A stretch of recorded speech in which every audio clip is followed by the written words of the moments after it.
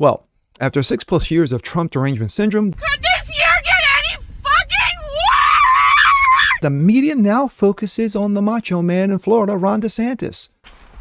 Fuck. Well, of course, they'll fail epically because losing is in their blood. No, God! I'm Jazz Berganzo, and this No! is what's next.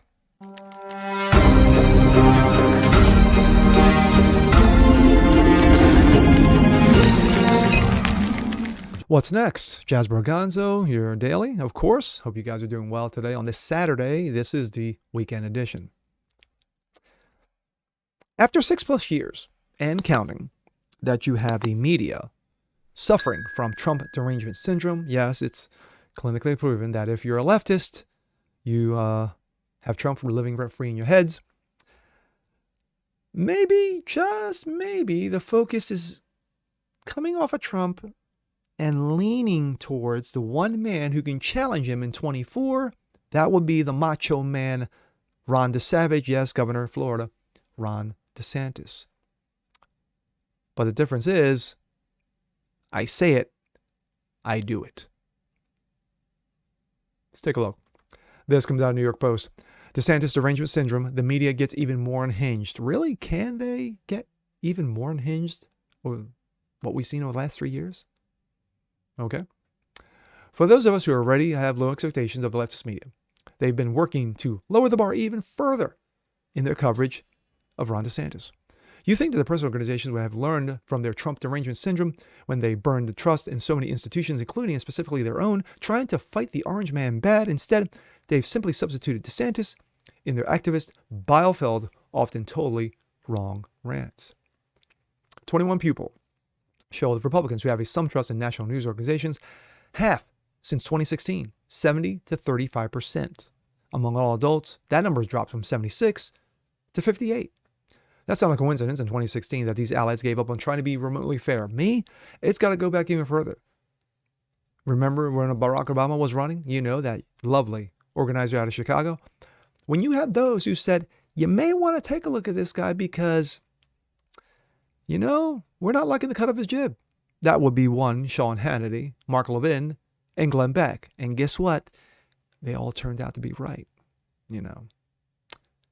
Something that they rarely achieved in the first place, and began to openly discuss how to, quote, handle Trump. They settled on everything his Russian disinformation plot and pretending an enemy controlled the president. Of course, it was found out to be a lie, and then they simply moved on. Unable to run that playbook on DeSantis, they're trying a new tactic.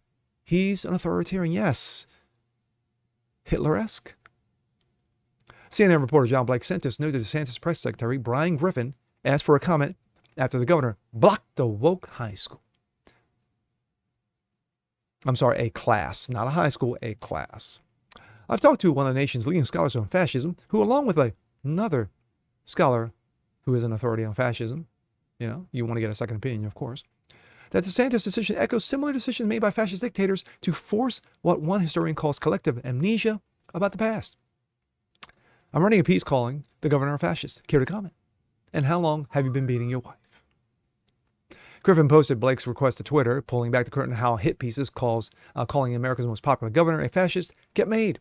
The Daily Beast ran an entirely fictitious account, likely written in crayon, of course, of the DeSantis team paying influencers and bot farms on Twitter.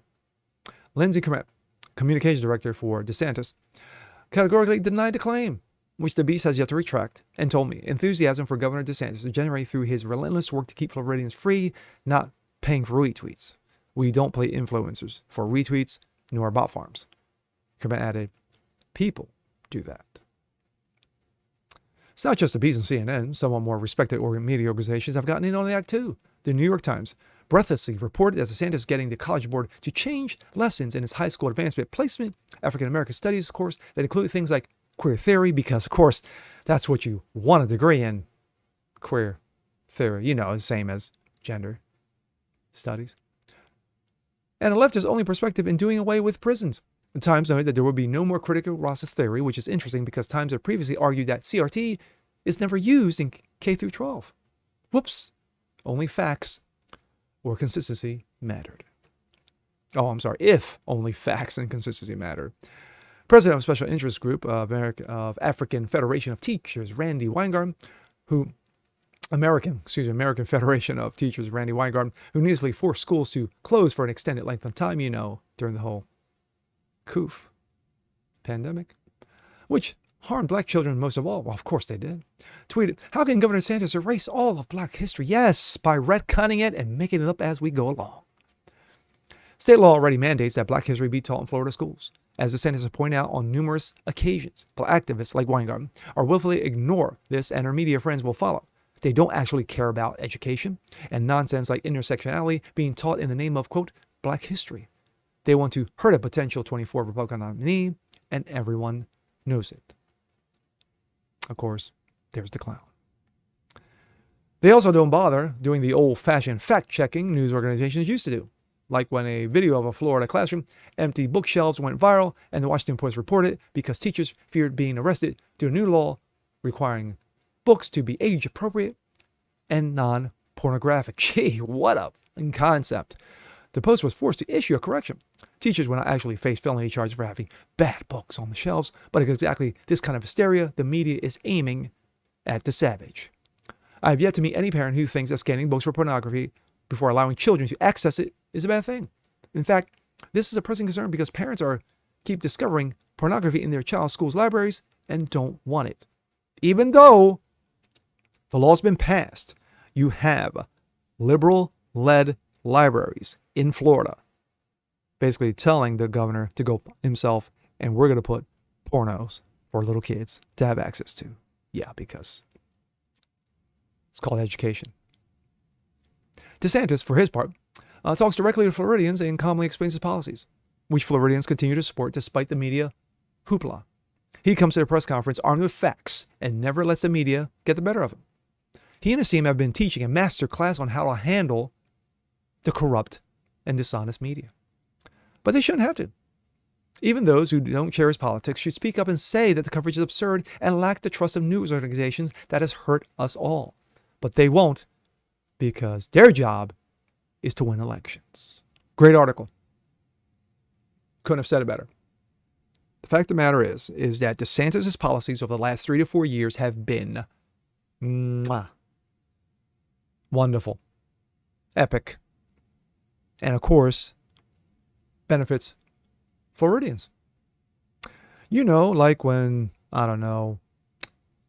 Disney decided to stick their nose in politics and say, hey, we're going to continue to woke nonsense and there's not a damn thing you can do about it. And then DeSantis says, hey, that Vatican-like status that you have been having for the last, 50 years? How about if we take that away? And then Disney shut their mouths, put their tails between their legs, and slithered away. And of course, DeSantis laughed all the way to his epic re-election, where he blew out Charlie Crist by 20 points, making it the largest ass whooping in the state of Florida. But of course, as we all know, that day was kind of rained on, if I shall say. You had Donald Trump just days before at an Ohio rally call him dissanctimonious. Then, on the night of his epic win, he basically slams DeSantis, calls him disloyal.